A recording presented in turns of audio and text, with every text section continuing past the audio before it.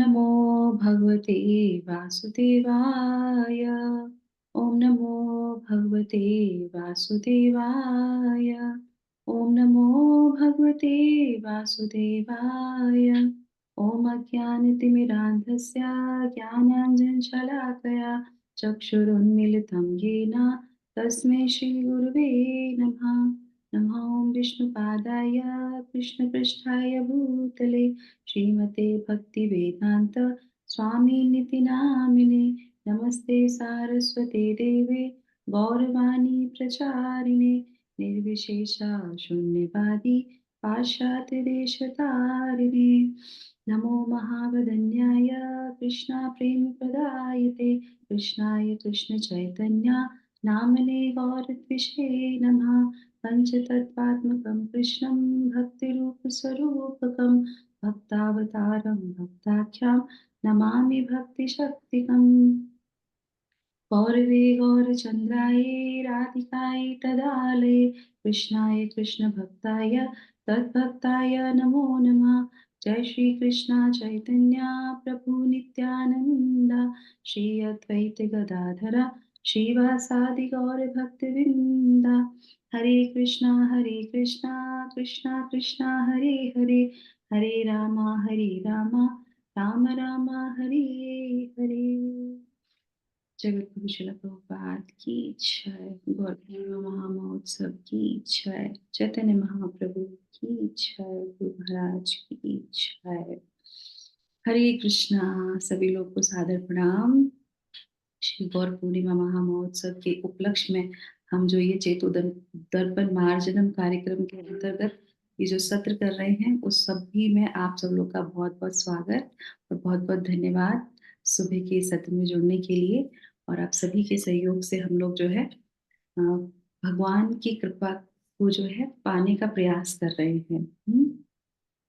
जिसमें हम गौरांग महाप्रभु की कृपा के जो है पात्र बनना चाहते हैं। तो आइए इस सत्र को हम प्रारंभ करते हैं। तो सबसे पहले तो हम लोगों ने पिछले सत्र में जो है पहले दिवस में हम लोगों ने जाना था नवदीप मायापुर धाम के जो है विषय में जाना था, उसकी विशेषताओं के बारे में जाना था। तो हम लोगों ने बोला था कि हम लोग जो है डेली 3 डोज लेंगे, है ना।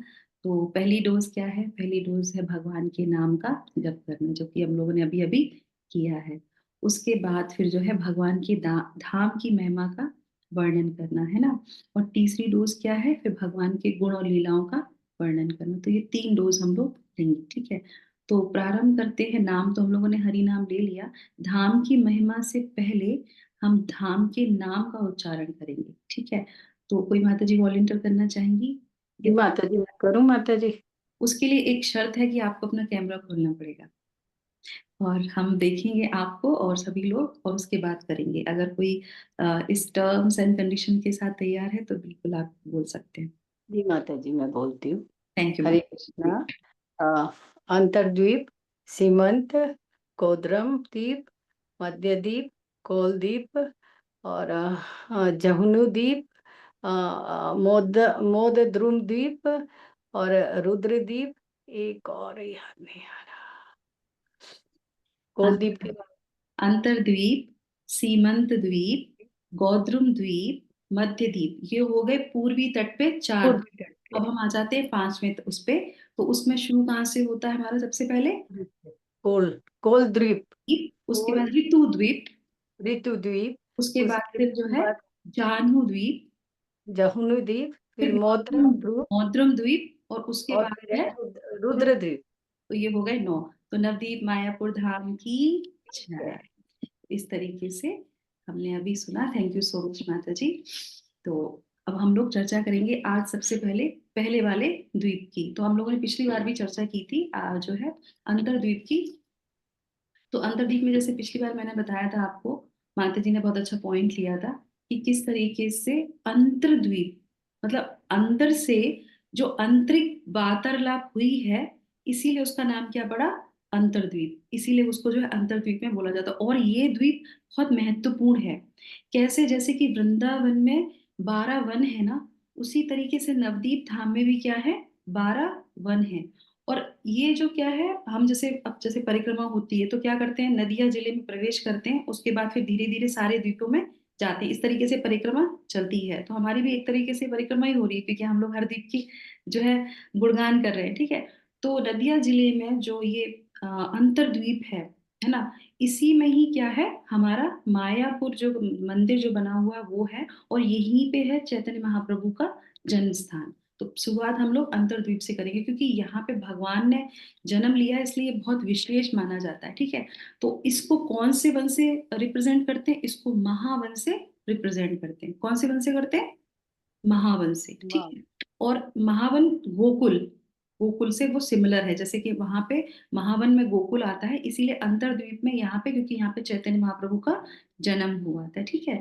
तो ये हो गया हमारा। अब हम वो 12 वन के नाम भी ले लेते हैं, वो किस किस द्वीप में और किस उसमें जो है उसको रिप्रेजेंट करते हैं, वो कहाँ कहाँ पे वहां पे आए हैं, ठीक है। तो पहला हो गया हमारा महावन, जो कि अंतरद्वीप में आता है। उसके बाद नंदगांव, जो हम लोग वृंदावन में देखते हैं, वो गौद्रुम द्वीप में आता है। और बहुलावन कौल द्वीप को बोलते हैं। और जो है गोखर जो है वन जो है, माता जी आराम से लिख रहे हैं। ठीक है कोई बात नहीं, रिकॉर्डिंग में भी आएगा, ठीक है। तो बहुला वन आ गया हमारे कोल द्वीप में। और उसके बाद जो है गोखर धन करके एक जगह है, उसको बोलते हैं कुलिया पहाड़, है ना। तो वो हमारे यहाँ पे भी आता है नवदीप धाम में। फिर भद्रवन, जो जिसको बोलते हैं जानु द्वीप में, ठीक है। और उसके बाद जो है भांडीर वन, है ना, वो आ जाता है हमारा मौद्रुम द्वीप में। उसके बाद काम्य वन जो है वो बहुत महत्वपूर्ण है, उसके बाद जिसमें लिखा नहीं है काम्य वन के बारे में, ओके। तालवन जो है, मायावरी मठ को जो है तालवन बोला जाता है। और उसके बाद बिल्व वन जो है वो रुद्र द्वीप में आता है। खादिर वन जो है वो चंपाहट जगह जो है वहां पे आता है। और राधा कुंड आता है ऋत्विक द्वीप में। इस तरीके से ये 12 वन जो है वो ये हमारे सारे जो है नवदीप धाम में आते हैं, ठीक है। अब आ जाते हैं, यहाँ पे सारी नदियां भी स्थित हैं इस हमारे नवदीप धाम में। तो इसमें कौन कौन सी है, अलकनंदा, भागीरथी, यमुना जी, भोगवती, कावेरी, सरस्वती, ताम्रपर्णी, ब्रह्मपुत्र, सरयू, गंगा, मानस गंगा, और कृतमाला, विद्याधरी, नर्मदा, गोमती, मंदाकिनी, गोदावरी। तो ये सारी नदियां जो हैं वो यहाँ पे विराजमान रहती हैं, ठीक है। तो चलिए अभी इसके आगे जो है अब हम अंतर्वेद की बात शुरू करते हैं ना। तो यहाँ पे ये जो, सारे नदियां, ये जो 9 द्वीप है इसमें स्थित हाँ है। हाँ हाँ, अलग अलग जगह पे वो उसमें है, पर ये पूरा इस नवदीप धाम में ये आती हैं। और हम लोगों ने शास्त्रों में वैसे बताया जाता है कि ये जो है भगवान जब तक नहीं इसको रिवील करते तब तक इस धाम को कोई भी नहीं देख सकता। और एक समय ऐसा आता है कि जो ये कभी कभी आपने देखा होगा, हम लोग के मायापुर टेम्पल में भी पानी इतना गंगा जी का आ जाता है कि हमारे जो पंच तत्व है वहां तक उनके चरणों तक पहुंच जाता है ना। तो कहते हैं कि ये अपने आप छुपा लेती है, गंगा मैया पूरे धाम को छुपा लेती हैं और उसके बाद फिर से उसको उजागर कर देती हैं। तो ये सब भगवान की लीला है, वो जब चाहेंगे तब उसको उजागर करेंगे, जब चाहेंगे उसको छुपा देते। तो इस तरीके से ये कहा जाता है, ठीक है। और इसमें जो है, हाँ अब इसमें सबसे पहले ये जो आता है कि ये इसमें मायापुर जो है और योगपीठ, ये दो स्थान बहुत महत्वपूर्ण है अंतरद्वीप में। जो इसको महत्वपूर्ण बनाते हैं वो क्या है, वो है। और मायापुर और योगपीठ क्यों बोला जाता है, योगपीठ का मतलब जो एक जगह स्थान है वहां पे जहाँ चैतन्य महाप्रभु का जन्म हुआ था, योगपीठ उसका नाम इसलिए रखा गया क्योंकि वहां पे भगवान चैतन्य महाप्रभु प्रकट हुए और उन्होंने उस धरती से योग किया, सही है ना। जिस जगह वो प्रकट हुए तो उस धरती से योग किया। अब उस जगह पे आने के बाद फिर जो है वो भक्तों को भी जो है मिलते हैं, भक्त के रूप में आते हैं, भक्तावतार। और उसके बाद भक्तों से मिलते हैं सबको। तो इसलिए बोलते हैं कि वो बहुत ही जो है इम्पोर्टेंट है, इसीलिए उसको योगपीठ बोला जाता है। और सारे भक्त जो भी जाते हैं मायापुर और नवदीप धाम यहाँ पे दर्शन करने, वो योगपीठ अवश्य जाते हैं। वो पहला स्थान होता है जहाँ जाना ही जाना अवश्य बताया गया है, तो इस तरीके से।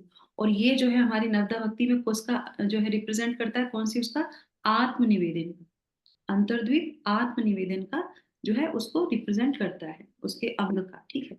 इस तरीके से अब इसका जो है एक जो हम लोगों ने बोला था, इसकी जो लीला है किस तरीके से, किस भक्त के साथ, ऐसे तो बहुत सारी लीलाएं, अब इसमें इतने सारी जगह हैं, तो हम लोग ये आधे घंटे में तो नहीं कर पाएंगे, सारी जगहों के बारे में विस्तार से नहीं सुन पाएंगे। पर क्यों अंतर्द्वीप जो है इसका नाम पड़ा और ये क्यों इम्पोर्टेंट है, जैसे हम जाते हैं भगवान की ब्रह्म विमोहन लीला, जब ब्रह्म विमोहन लीला होती है और जब ब्रह्मा जी अपराध कर देते हैं, उनके बछड़ों को ले जाते हैं, गैयों को ले जाते हैं, भगवान अपना विस्तार करते हैं वो सब, तो उनके मन में आता है ब्रह्मा जी के कि मैंने तो बहुत बड़ा अपराध किया, अब मैं इनकी लीलाओं में कैसे आऊंगा। तो बताते हैं कि वो जो है फिर भगवान से इसी द्वीप में इसी जगह पे आके भगवान से प्रायश्चित करते हैं और अपने मन की बात बताते हैं कि भगवान मुझसे तो बहुत बड़ा अपराध हो गया, मैं क्या करूं। भगवान भी कहते हैं कि हाँ कोई बात नहीं। आपस में भक्त के और भगवान के बीच में वो बात चलती है, तो देखिए भगवान कभी भी कितना भी बड़ा अपराध हो जाए, भगवान कभी किसी को जो है दंड नहीं देते हैं, उसको सही करते हैं क्योंकि वो भगवान का भक्त है। और इतना सुंदर दंड देते हैं, क्या बोलते हैं कि तुम अब डेली क्या करोगे, 3 लाख नाम लोगे। क्या बोलते हैं, 3 लाख बार मेरा नाम लोगे और तुम इसी जो है रहोगे। तो बताइए कौन है वो भगवान के भक्त जो ब्रह्मा जी से फिर वो जो इस लीला में प्रवेश किया उन्होंने। हरिदास हरिदास ठाकुर जी। ठाकुर। यस, तो इस तरीके से वो हरिदास ठाकुर के रूप में इस लीला में प्रवेश, भगवान के सारे भक्त जो द्वापर में थे जो त्रेता में थे वो सब जो है चैतन्य महाप्रभु की इस लीला में आते हैं। तो इस तरीके से वो इसमें आते हैं, वो भी अपने मन की बात करते हैं और हम सब जानते हैं कि चैतन्य चरितामृत में ग्लोरिफिकेशन कितना है, हरिदास उनका जो है कितना, उनको कितना भी किया जाए पर वो जो है कभी भी भगवान को नहीं छोड़ते, भगवान के नाम को लेना नहीं बंद करते। ठीक है, तो ये हो गया हमारा। ठीक है, अब इसके बाद जो है इसमें बहुत इंपॉर्टेंट जो है श्रीनिवास आंगन है इस अंतर्द्वीप में, और अद्वैत आचार्य का भवन है ना, और गदाधर भवन, ये सब अंतर्द्वीप के अंतर्गत आते हैं। योगपीठ हो गया, चैतन्य महाप्रभु का जन्म स्थान जो नीम का पेड़ है वो हो गया, वो बहुत इंपॉर्टेंट है। श्रीनिवास आंगन हो गया जहाँ पे कीर्तन होता है, और जहाँ पे अद्वैत आचार्य का श्रीधर भवन हो गया, ये सब इसके अंदर आते हैं। अब आ जाते हैं मायापुर जो है, मायापुर जो मंदिर बना हुआ है वो स्थान कहाँ पे है, वो बीचों बीच में आता है ना, अंतर्द्वीप के बीच में ये स्थान आता है। और ये जो है 3.50 मील जो है इसमें फैला हुआ है, ये मायापुर का जो विशेष स्थान है वो, और वहीं पे ये टेम्पल जो है बनाया गया हमारा जो है। तो इसको मायापुर क्यों बोलते हैं, तो इसके पीछे एक छोटी सी कथा है, वो हम सुनेंगे, है ना। तो शिव जी जो है अपनी पार्वती मैया से बताते हैं, वो कहते हैं कि आप जो है भगवान की बहिरंगा शक्ति हो, है ना। बहिरंगा शक्ति है, बहिरंगा शक्ति क्या है, छुपी हुई होती है, हर किसी को पता तो चलती नहीं है, उसको हम लोग क्या बोलते हैं, बहिरंगा शक्ति को माया देवी बोलते हैं ना, माया देवी। तो इस तरीके से माया देवी है। और जो है, और उनका जो है दूसरा दूसरा भी उनका एक काम क्या होता है, वो जो है योग करने भी देती है, योग नहीं भी करने देती है, सही है ना, वो दोनों चीजों में रहती हैं। तो इसमें ये बताते हैं कि आप जो है हमेशा भगवान के साथ, भगवान की बहिरंगा शक्ति में रहते हो, तो जो अभक्त होंगे ना, तो आपने माया से क्या करोगे, दूर रखोगे और जो भक्त होंगे आप अपनी माया से उनका योग करा दोगे भगवान से।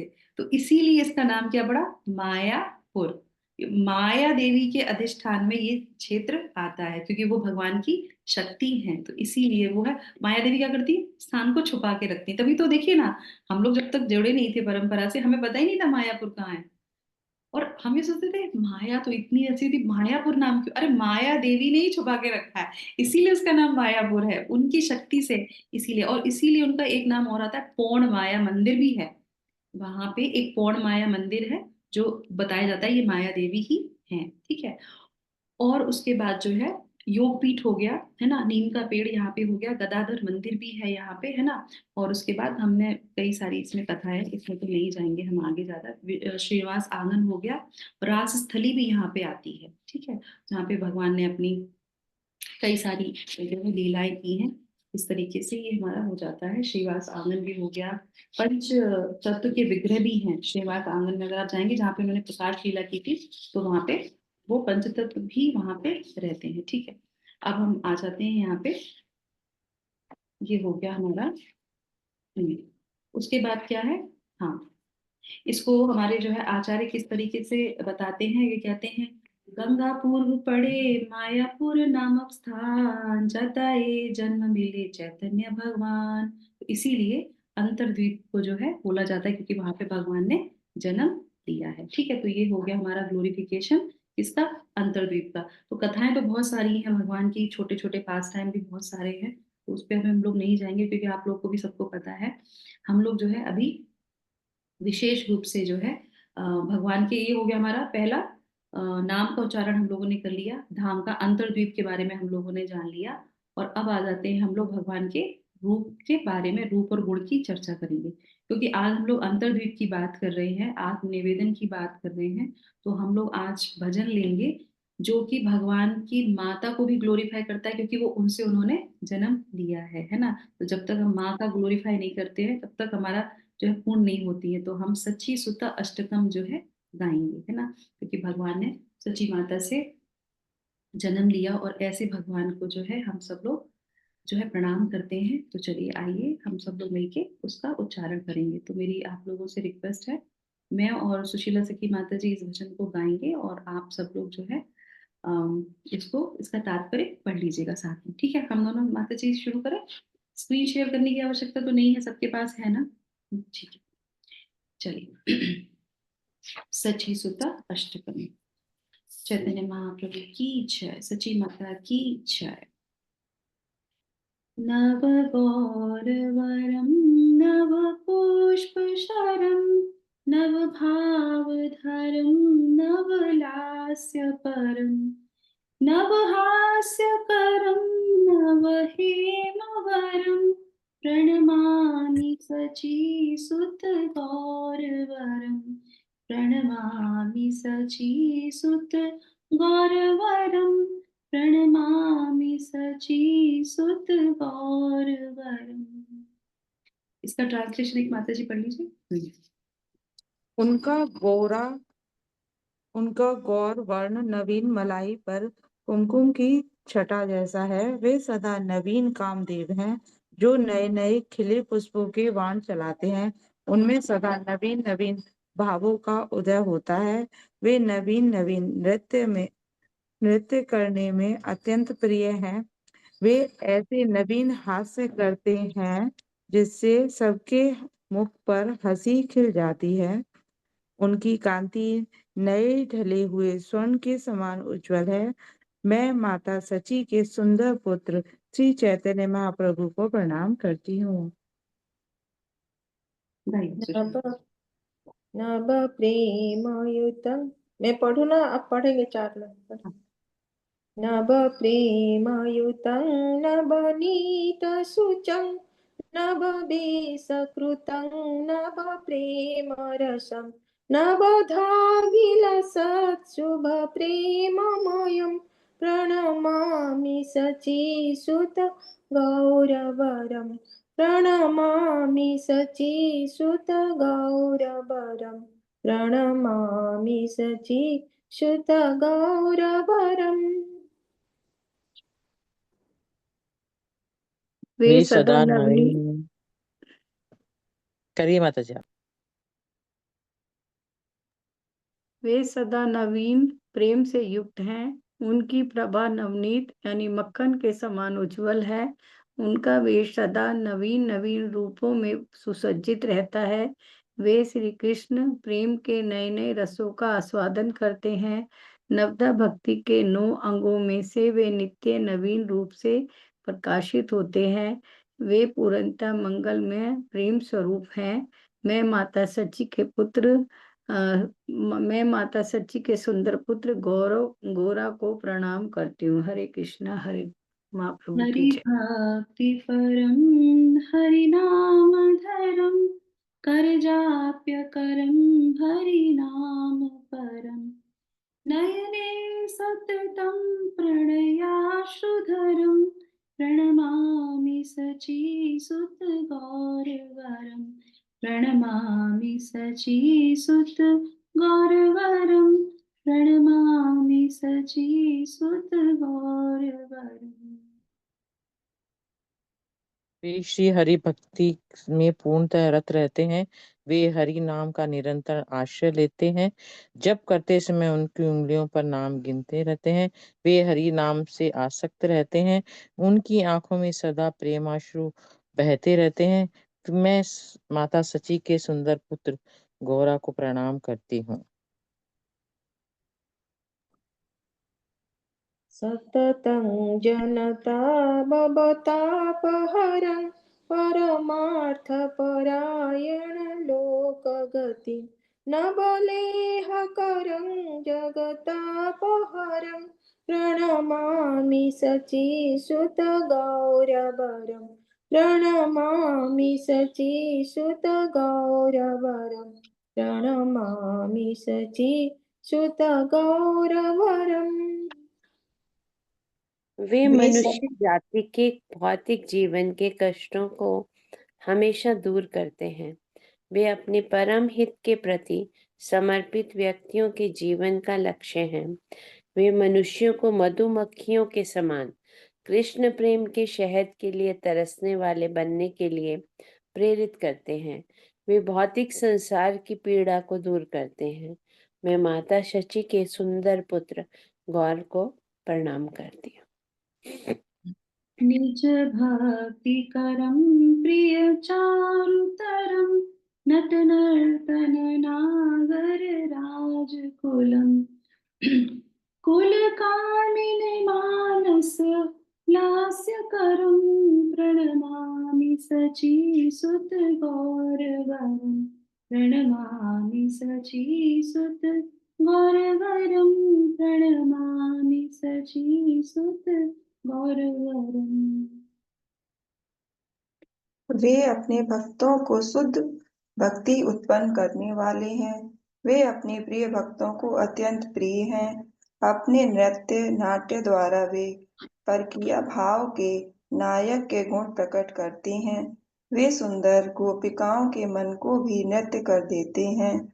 मैं माता सची के सुंदर पुत्र गौरा को प्रणाम करती हूँ।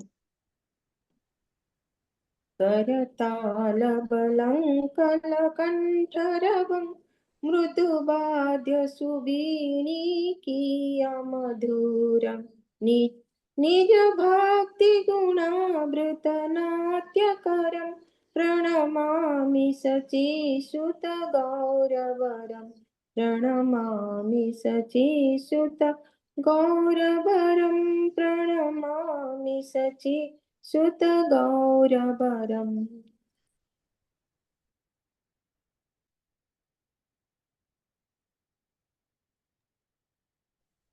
हरे वे कृष्णा। करताल बजाते हैं, उनके गले से मधुर स्वर निकलते हैं और वीणा की मधुर ध्वनि कोमल रूप से बजती है। इस प्रकार वे भक्तों को अपने भक्ति में भावों से ओतप्रोत नाटकीय नृत्य करने के लिए प्रेरित करते हैं। मैं माता शची के सुंदर पुत्र गौर को प्रणाम करता हूँ। युगधर्मयुतं पुरनर्दसुतं धरणी सुचित्रं भवभावुचितं तनुध्यानचितं निजवासयुतं प्रणमामि सचीसुत गौरवरं प्रणमामि सचीसुत गौरवरं प्रणमामि सचीसुत गौरवरम्। वे कलयुग के युग धर्म संकीर्तन से युक्त हैं। वे नंद महाराज के पुत्र यानी श्री कृष्ण का पुनः अवतार हैं।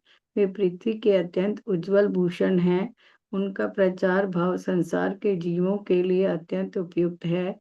उनकी चेतना सदा अपने श्री कृष्ण स्वरूप के ध्यान में स्थित रहती है। वे अपने दिव्य धाम सहित प्रकट होते हैं।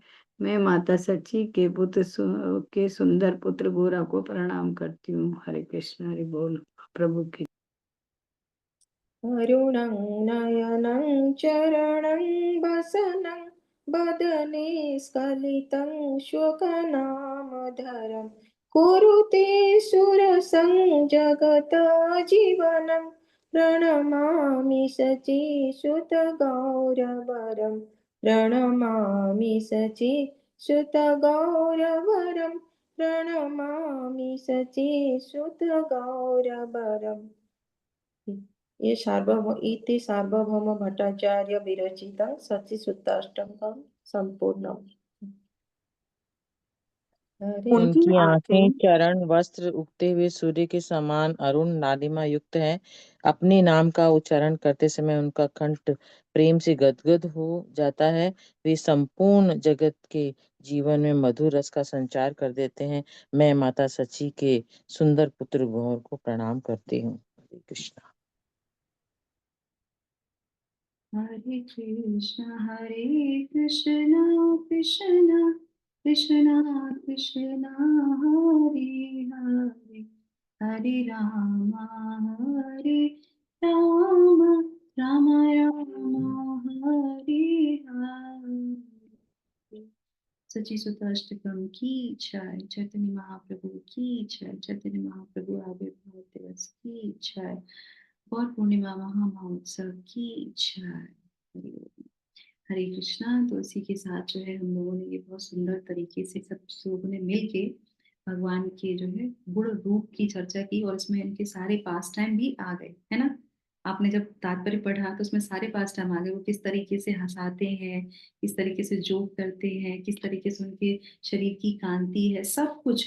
और वो हरि नाम देने के लिए आए हैं, किस समय कैसे उनके अश्रु बहते रहते हैं, कैसे वो हम सब लोग को चाहते हैं कि हम लोग वैसे ही जो है भगवान के नाम में डुबकी लगाए, है ना। और सारी कौशल जो है कलाएं उनके पास सारी हैं। तो इस तरीके से हमने देखा कितने सुंदर तरीके से हमारे आचार्य ने जो ये गीत लिखे हैं, हमें अलग से कोई भी तत्व, अलग से कोई भी फिलॉसफी, इवन आप देखेंगे जब मैं ये भजनों को देख रही थी तो इतने सुंदर सुंदर भक्ति विनोद ठाकुर के इतना है कि उन्होंने भजन पूरा पास टाइम पे लिख दिया।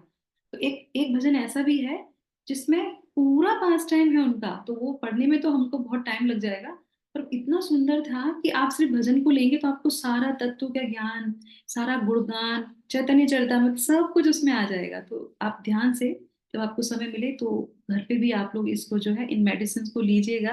क्या लेना है हमको, हरि नाम तो हम कर ही रहे हैं, पर ये जो 9 द्वीप के जो नाम है इनको बाई हार्ट करना है। और सुबह सुबह जो है उठेंगे, जब मंगला आरती करते हैं उसके बाद नतीन धाम मायापुर को जो है स्मरण करके चिंतन करके उनके 9 धामों को लेंगे, तो आप वहां पे प्रवेश करेंगे और आपको परिक्रमा का भी फल प्राप्त होगा, है ना।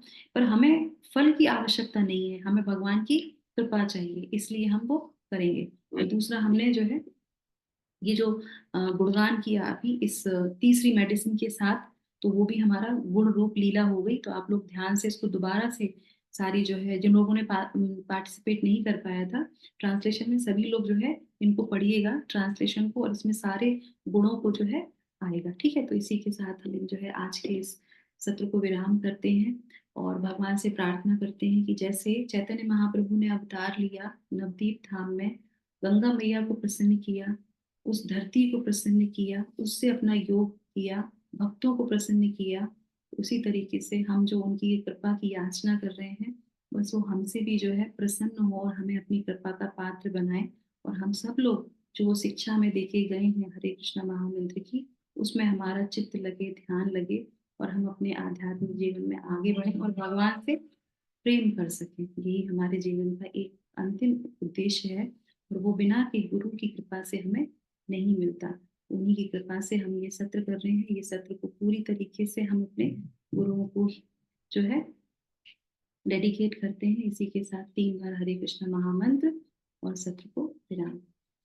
हरे कृष्णा कृष्णा कृष्णा हरे हरे, हरे राम राम राम हरे हरे, हरे कृष्णा कृष्णा कृष्णा हरे हरे, हरे राम राम राम हरे हरे, हरे कृष्णा कृष्णा कृष्ण कृष्ण हरे हरे, हरे राम राम राम हरे हरे, हरे कृष्ण। थैंक यू लता जी, धन्यवाद। माता जी बहुत बहुत धन्यवाद। Hare Krishna. Thank you so much माता हरे जी, सभी को हरे धन्यवाद। कृष्णा। दंडवत सभी प्रणाम माता सभी को को। थैंक यू प्रणाम। माता जी। थैंक यू सो मच माता जी। हरे हरिओम सभी का दत्सत, हरे कृष्णा। आप सब लोग का दिन शुभ हो, मंगलमय हो, इसी कामना के साथ आज का सत्र हमने पूर्ण किया। अब कल हम पुनः मिलेंगे एक नई मेडिसिन के साथ और एक नए द्वीप में प्रवेश करेंगे।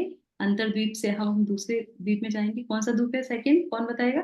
सीमंत द्वीप में जाएंगे। और वो कैसे, उसका नाम पढ़ा, क्या उसकी विशेषता है, उसके बारे में। टाइम मिलेगा तो कोई पास टाइम भी ले सकते हैं। आज हम लोगों ने पास टाइम नहीं लिया, पर आज के हमारे भजन में सारा पास टाइम था। तो इस तरीके से हम लोगों ने 3 मेडिसिन को लिया। तो कल कौन सी माता जी वॉलेंटियर करेंगी? रेडी, क्योंकि उन पे डेफिनेटली भगवान की कृपा मिलेगी कि उन्होंने बाय हार्ट जो है सारे दीपों को याद किया। ठीक है, हरे कृष्णा, हरि ओम तत्सत। Thank you so Hare much. Krishna.